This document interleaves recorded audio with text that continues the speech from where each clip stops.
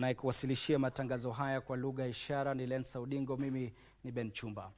Na muungano wa vyama vya wahudumu wa afya umeshtumu serikali za kaunti kwa madai ya kukosa kutekeleza makubaliano muhimu ya ajira, ikiwa ni pamoja na utoaji barua za uthibitisho wa ajira kwa wafanyakazi wa mpango wa afya kwa wote UHC, huku mgomo wa wauguzi ukiingia wiki yake ya pili. Muungano huo umesema serikali ya kitaifa imetelekeza majukumu yake, lakini serikali za kaunti bado haijatimiza ahadi zao. Aidha, muungano huo umedumisha kwamba wahudumu wa afya hawatarejea kazini hadi wauguzi wagenzi watakapopata ajira ya kudumu. Huduma za afya katika hospitali za umma ziliendelea kutatizika katika kaunti kadhaa, huku mgomo wa kitaifa wa wauguzi na wahudumu wengine wa afya ukiingia wiki yake ya pili.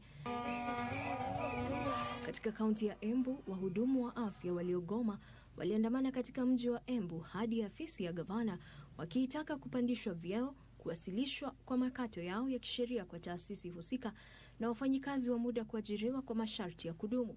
Tuko nje kwa sababu ya issues ambazo siko kwa consent, na kwa consent hakuna kitu kama mshahara. Ile consent ambayo iko mahakamani, ambayo inaongea mambo ya promotion, inaongea mambo ya kuemploy wafanyikazi kwa PNP na mambo mengine. Katika kaunti ya Kwale, huduma za afya zimekwama, huku vituo vya afya vikiwemo hospitali ya matibabu maalum ya kaunti ndogo ya Matuga vikilazimika kuwaruhusu wagonjwa kurejea nyumbani kutokana na mgomo huo. Kwa vile mgomo huko unatuathiri sisi kama wananchi ama jamii ambao tunatafuta huduma katika hospitali za umma, ni challenge, na wenye pesa pengine watakwenda private, wenye hawana. Mgomo huo pia umeongeza shinikizo katika hospitali za kibinafsi za kaunti ya Migori, ambako vituo hivyo vinaripoti ongezeko la wagonjwa kufuatia kulemazwa kwa huduma katika hospitali za umma. Doctors and enough sisters, nurses who can now manage or treat the patient. Otherwise, many people are going to suffer or many people are going to die because of the problem they are encountering in the hospitals. Muungano wa vyama vya wafanyikazi wa sekta ya afya umesema utaendeleza mgomo huo wa kitaifa, huku ukipongeza Wizara ya Afya kwa kulipa mishahara ya mwezi Julai na kuendeleza shughuli ya kuajiri wafanyikazi wa mpango wa UHC. Hata hivyo, muungano huo umedai serikali za kaunti zimeshindwa kutoa barua za uthibitisho wa ajira na kutekeleza mkataba wa makubaliano ya pamoja ambao bado haujatekelezwa. After we give the notice, that is, the Council of Governors is yet to even formally invite us for any meaningful discussion. Wameonya kuwa mgomo huo utaendelea hadi masuala yote yaliyoibuliwa yatakaposhughulikiwa. Jacqueline Masharia, Darubini. The feeble strength of one, but the union makes us strong.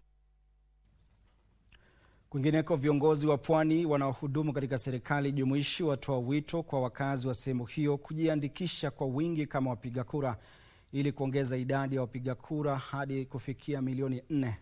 Wakiongozwa na spika wa bunge la Seneti Amason Kingi pamoja na mawaziri Ali Hassan Joho na Salim Mvurya, viongozi hawa walisema eneo la pwani linahitaji kuwa na ushawishi mkubwa wakati wa muhula wa pili wa uongozi wa Rais Ruto.